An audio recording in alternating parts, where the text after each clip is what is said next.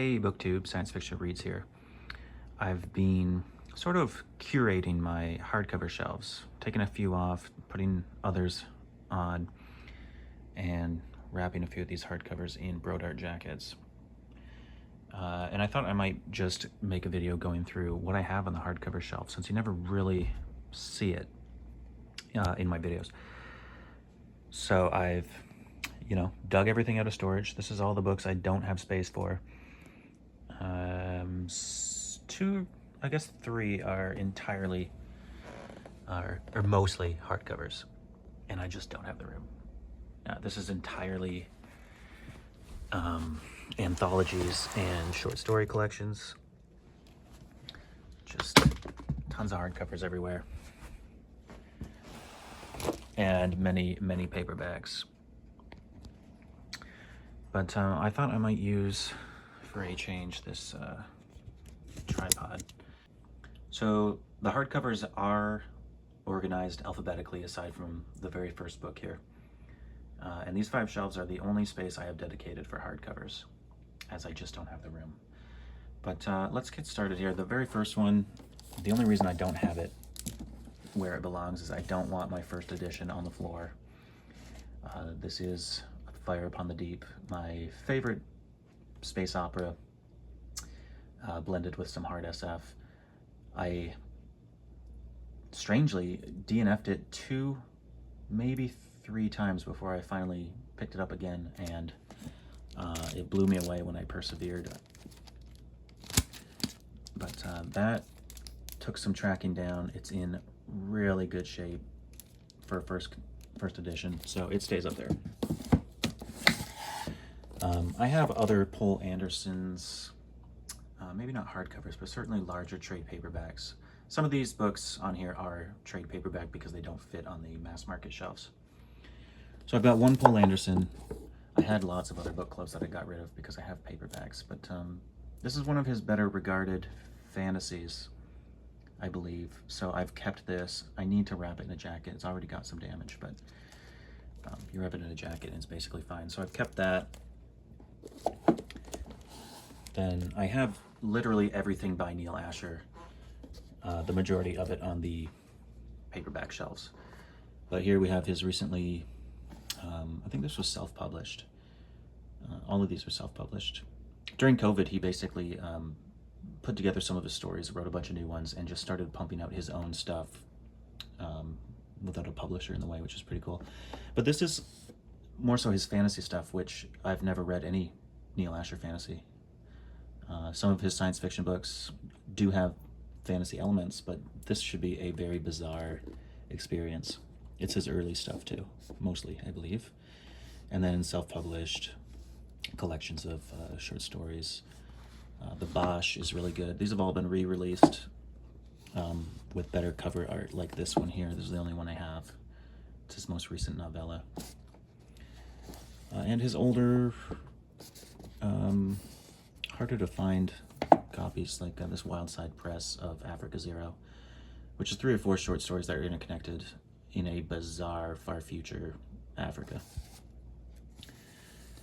Then I used to have a lot of Asimov hardcovers. I recently sold the majority of them.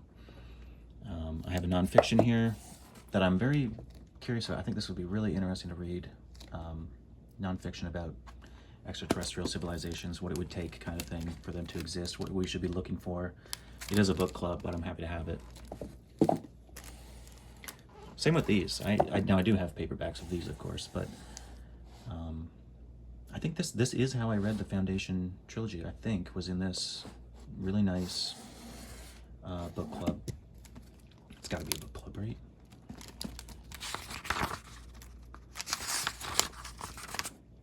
All right, maybe it's not a book club, but after I read that, I went and sought out Foundation's Edge, the matching copy, which these look great side by side. And I've read all those. I think I read all the Foundation books except Prelude. Then we have this nice Fantastic Voyage. And it is a book club, of course, but really cool. I have not read that one, but I love having this old copy. And then a random A.A. Attanasio. I haven't read anything by him, but I have a bunch of his paperbacks. Got some Baxter that doesn't fit on the regular shelves, some of the Zealy stuff. Possibly the first Greg Bear I read, certainly my favorite of his, I think. This is a book club edition, but Blood Music blew me away. One of his novellas that doesn't get talked about much, Heads, which is connected to another story of his. I can't remember which, but it takes place in the same universe, I believe. Got a nice book club of The Demolished Man. A Gregory Benford that I'll replace one day when I get a paperback. We've got some brackets. I read the best of Lee bracket last year and became a little obsessed. So I read a bunch of other stuff from her, and then I sought out this awesome Hafner Press. They put out a few collections of hers, but they're really expensive. But I found this one for a decent price. Shannock the Last, Farewell to Mars. I really don't like that subtitle because Shannock the Last is a story that takes place on Mercury. It's her later stories, I believe, but still kind of a weird discrepancy in the title. And then I also have a bunch of these print-on-demands here. A couple I bought and some were sent to me. And then there's this one, The Starmen, which was sent to me by John at Sci-Fi Scavenger, because I read the synopsis and I thought it sounded excellent. But when I started to read the book, I realized this is actually The Starmen of Lyridus, which is a different book she wrote. And the synopsis is, I don't know, Chat GPT or something. It's totally made up. I don't believe this story exists. It pulls character names from several of her books, but it's mostly nonsense. But of course I keep it. It was a gift from John, and I will read The Starmen of Lyridus eventually, and this is the copy I will read. Then we've got the best of John W. Campbell, which I think Ira just showed this in his hardcover tour recently, but it's got a depiction of Who Goes There, which became John Carpenter's The Thing. The only story in the collection worth reading, honestly. And then a bunch of Cherry here. Well, not a bunch, but I have a lot of her book club editions in one of these bins I showed earlier. And now I realize these two are out of order. I'm looking for the third of these because the cover art for them is really neat.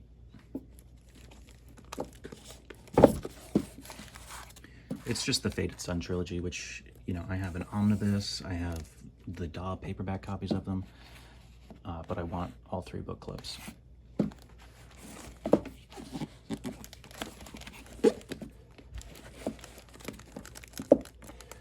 And a nice book club of Down Below Station. And then I have another nonfiction, The Promise of Space from Clark.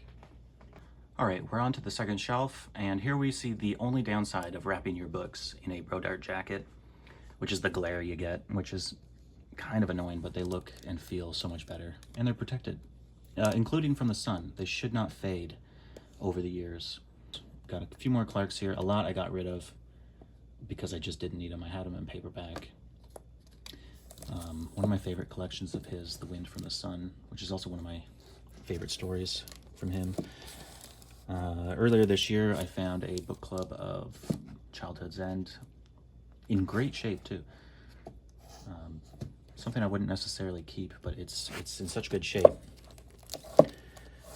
And then we get to the controversial but also much loved Stephen Donaldson's fantasy. Lord Fowl's Bane is the first in the Chronicles of Thomas Covenant. I love them. Again, I got each of these for $1. The first trilogy. They have excellent cover art. Really great fantasy story, although I've been told and read online that they somewhat follow the same plot or plot lines of Lord of the Rings, but I haven't read those, so that's it's not a concern of mine.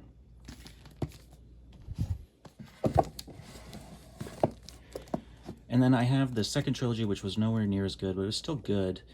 I realized the other day, though, I had 3 of these in really good shape, and I must have accidentally donated them when I meant to donate these 3. So I still need to replace these because these are falling apart. They're covered in stickers, which is super annoying. But yeah, at some point I totally got rid of the wrong 3. And then I believe it's the Ill Earth War, the second book in the, I can't even remember what order these are in. One of these 2, I think it's the Ill Earth War, had a chapter cut, and it was later published on its own.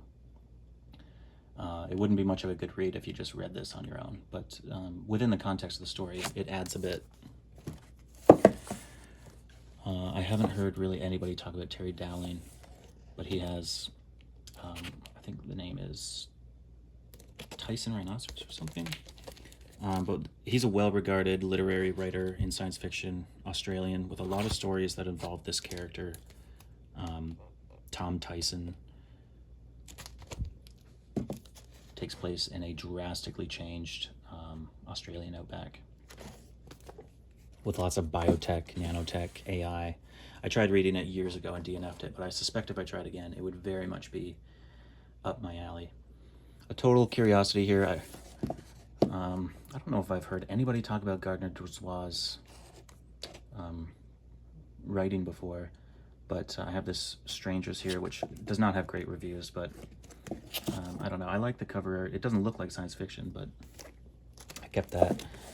I recently picked up this print on demand of Gloon, who we recently read and all enjoyed. Pauline Gedge's Stargate. I've praised this book so many times. It's got nothing to do with the Stargate franchise. It came out before that. It's a wild science fantasy, very good literary read, and very emotional. Dark Orbit by Carolyn Ives Gilman. I read this early on, very early. I wasn't even buying used books yet. I think I bought this brand new. And it was good, but I've never sought her out. I don't think she's actually published much science fiction books. Short stories, yes. Take Back Plenty, the space opera that I didn't so much enjoy, but I'm holding on to it, and I love the cover art. Then we've got the Best of Edmund Hamilton, which I also absolutely loved when I read that last year. Zena Henderson's The People's Stories from Nesfa Press. I've been told this is good. I've never read any fantasy by P.C. Hodgel, but it's the first in a series, and it has excellent cover art. Now, I believe it's a book club. Now, why can't they do that for all of them? Usually it's just blank on the back. James P. Hogan, I've only read some short stories of his. Robert Holdstock's Where Time Winds Blow. He's much more known for Mythago Wood, which I was planning to read this month, but I'm struggling with my sleep deprivation, so I'm just reading short, easy, quick reads, although I haven't read anything in probably over a week at this point. But yeah, I need to read more of him because I really, really enjoyed Where Time Winds Blow. All the Conan stories, which I've read none of yet. Fred Hoyle collection. Then we've got a couple best ofs. Very much look forward to reading Kornbluth and Kuttner. And then I recently found this copy of Kuttner's Fury. I already have a paperback, but to find an old paperback like this, it was only $10 in terrible shape, jacket-wise, but of course I wrapped it, and it's fine. The binding's good, it's not falling apart or anything. That's probably the copy I'll read. And then Jeffrey Landis, short story collection, and hard SF author that I have not read yet, but I really need to check him out. Actually, I have read short story in might have been a Hartwell collection, or anthology, but yeah, I need to check him out. All right, moving down to the third shelf. I just found this at a thrift store, and the reason it's poking out is so I don't forget to have it in an upcoming book haul. But it is Ursula K. Le Guin's 3 Hainish novels. What's the first story that's depicted here? Because I've read it. Oh, Rakanan's World? Yeah. I think that was her first published book, and it came in an ace double, which I have. With 2 others there, neither of which I've read. I did read Left Hand of Darkness. I'm the only person in the world who hated it. It just wasn't for me, but I need to give it another try. That was years ago. It will not be the next Ursula Le Guin I read, though. It'll be maybe something from here. Another Nesfa Press, a great publisher, New England Science Fiction Association. This is the Essential Murray Leinster. I have not read all of it, just a handful, but I really enjoyed Exploration Team, which was a really great story. Prescient in some ways in terms of the technology that was in it, but it was really good, and it's what's depicted here on the jacket. And this awesome copy of Fritz Leiber's Spectres Haunting Texas, with a great artistic rendition of a man from the moon dealing with Earth's gravity. I love that. The Three Body Problem trilogy by Xu Xin Liu, which I read the first two. I don't think I had the third one at the time, so I never went on. I will reread those one day, because apparently in the third book it really ramps up to some insane hard SF space opera stuff. I've listened to reviews and stuff, and it does not sound like the first two. Ken MacLeod, this is an omnibus. I read the first one in that. I should give those another try. I just wasn't into it at the time. Okay, then I have a Lisa Mason. This is an 80s cyberpunk-ish novel. I think it's a trilogy. I do have the second in paperback, but I have not read it yet. I believe I spotted this on a bookshelf in the background of Outlaw Booksellers video like years ago, and bought a copy two or so years ago. Then these great book club editions of Julian May's series with these awesome wraparounds. Each collecting 2 of the books, I believe.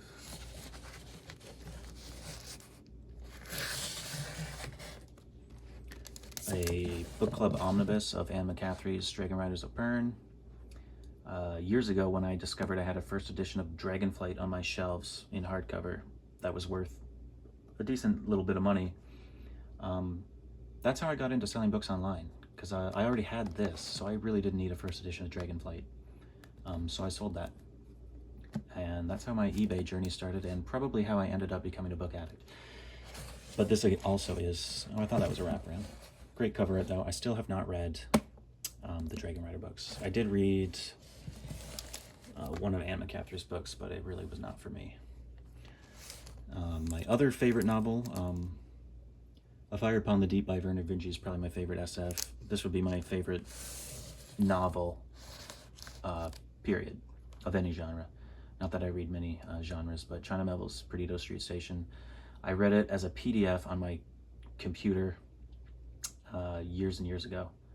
It blew my young mind. I did not realize world building could do the things that China Melville does in this, and I really credit this book with recapturing my interest in reading as an adult.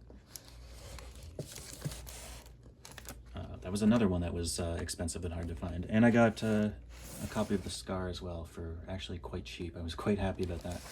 I've read all 3. Unfortunately, Iron Council was not released by Macmillan like this. The Census Taker. Or few people seem to mention, actually, and maybe they're not aware, that this novella by China Melville, there's enough hints and Easter eggs in this to suggest, or pretty much confirm, that it takes place in the Boss Log trilogy, which is pretty cool. As I was reading it, I was full of smiles. The story wasn't necessarily my kind of thing, but the Easter eggs were very exciting for someone who read the trilogy and loved it.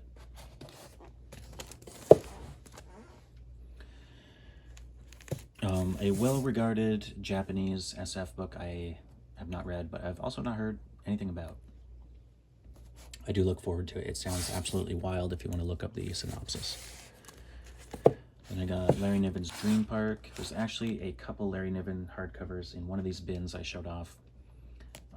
I might still take those out and put them on this shelf, but something will have to go. I had that in paperback, but I could not get rid of this incredible cover art. couple Chad Olivers. This omnibus, I read all 3 novels in it. They were all good.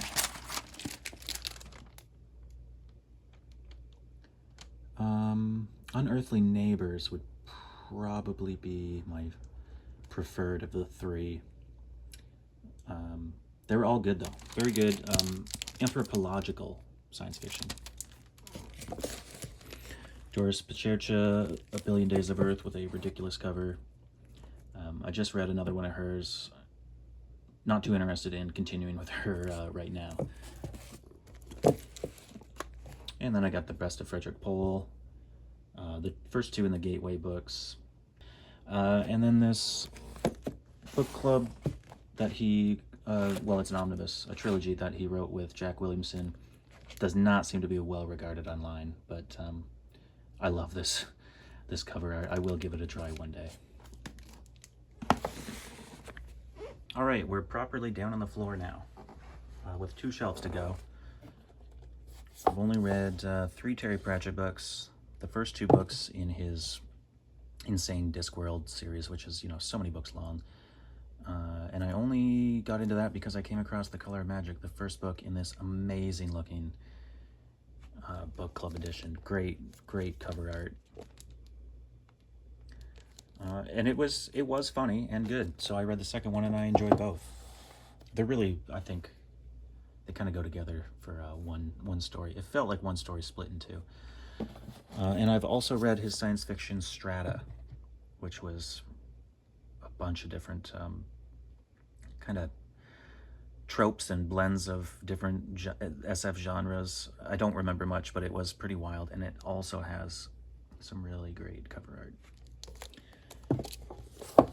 Then we get into Alistair Reynolds, my favorite contemporary SF author.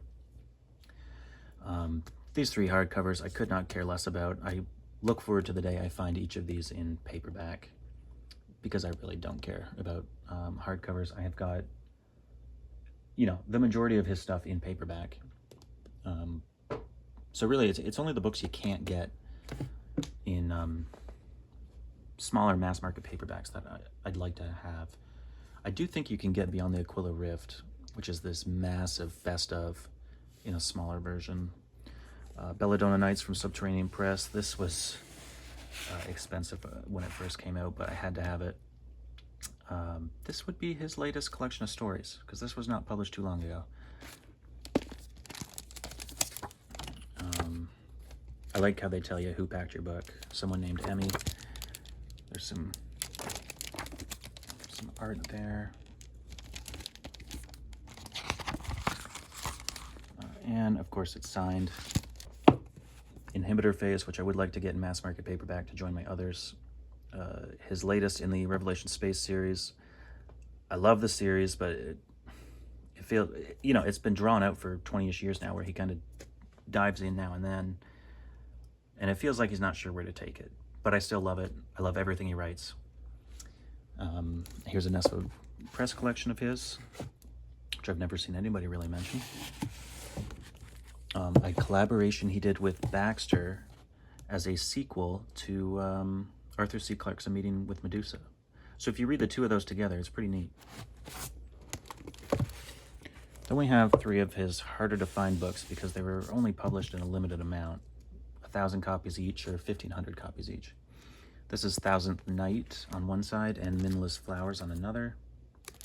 Thousandth Night is a novella that is connected to the world and characters from House of Suns, his probably best regarded book. And we've got another, The Six Directions of Space, which is kind of like if Genghis Khan really continued, like his people continued to take over the world, and future culture and society is kind of like Mongolia in space. Pretty wild. Copy 301 of 1,000. These took a while to track down for a good price, but yeah.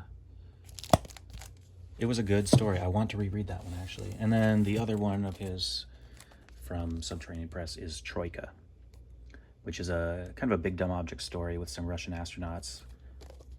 Also really good.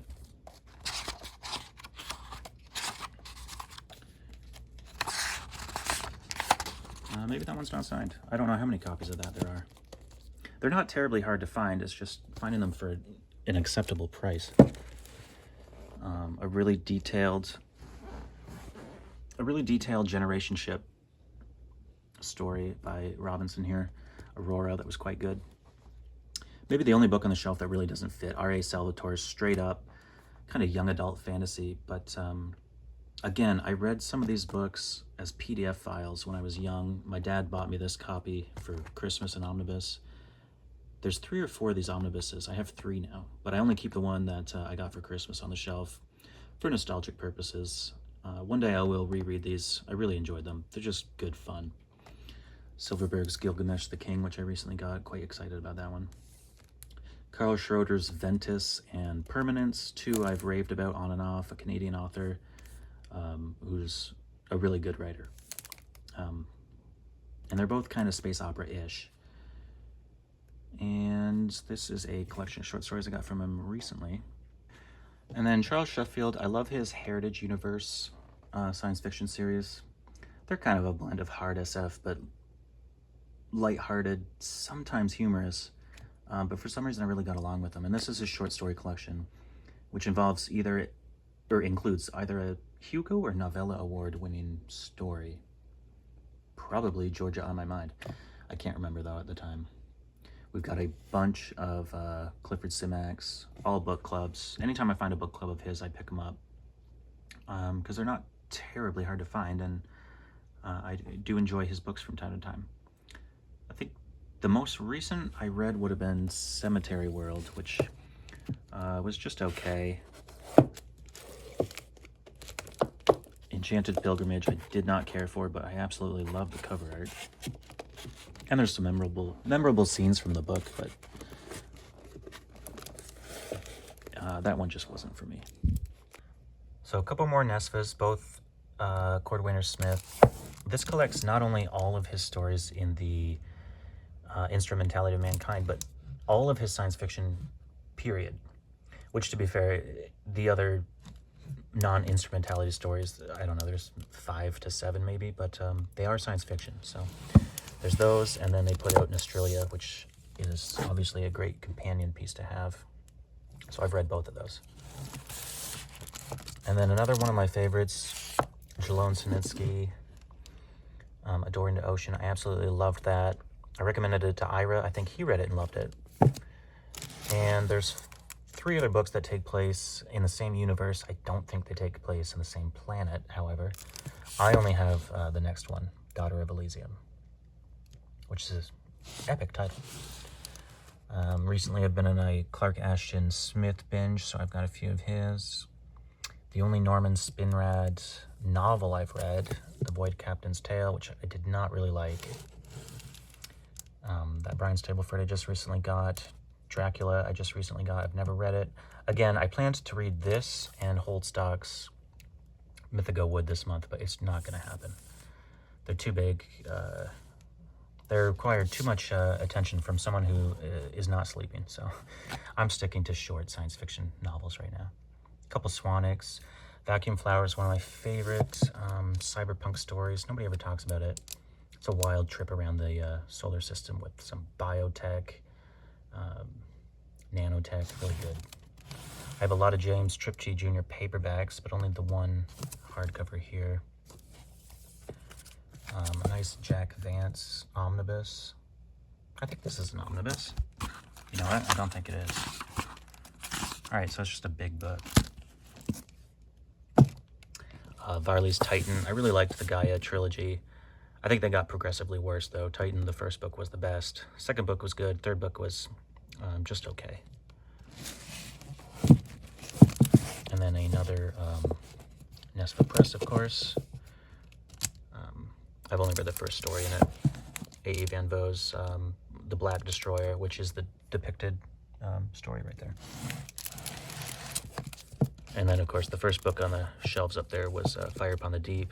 Then we have the 2 sequels, which just reorganized these and realized they're out of order. I still have to read the third. I also have all three in paperback, thanks to Ira, who found a beat-up copy of The Children of the Sky, which for some reason in paperback is expensive, so he sent that to me. And Ian Watson, I have the omnibus of this trilogy, which sounds good. Colin Wilson's The Space Vampires, which I just read and raved about. And then a lot of Robert Charles Wilson. I need to get these 2 sequels to Spin in paperback, and because I don't need these hardcovers. But they were good. Have not read the short story collection, but I loved Blind Lake. I loved The Harvest. I loved Darwinia. Really great author. And then we get to just some Zelazny. I think Last Defender of Camelot is a short story collection. I'm not too sure. And then these 2 Amber collections are the first half of the Amber stories, or the original Amber saga, whatever you want to call it. I found these at a library sale. Just fill a bag for $5, and I filled, I think, 3 bags. Yellow, I think, is the color that fades the most over time, and as you can see, even the title is gone. But, you know, there's really nothing wrong with them. So I've read these. I liked the original, what is it, 5? Yeah, 5 Amber stories. I've not read the next 5 he came out with. Odd, too, that they used the same illustration for both copies. But that's it for now. That is the hardcover shelf. Now I need to maybe go through these once more, see if there's anything that's more worthy of being on the shelf. And then the hardcover shelf will be done for a while.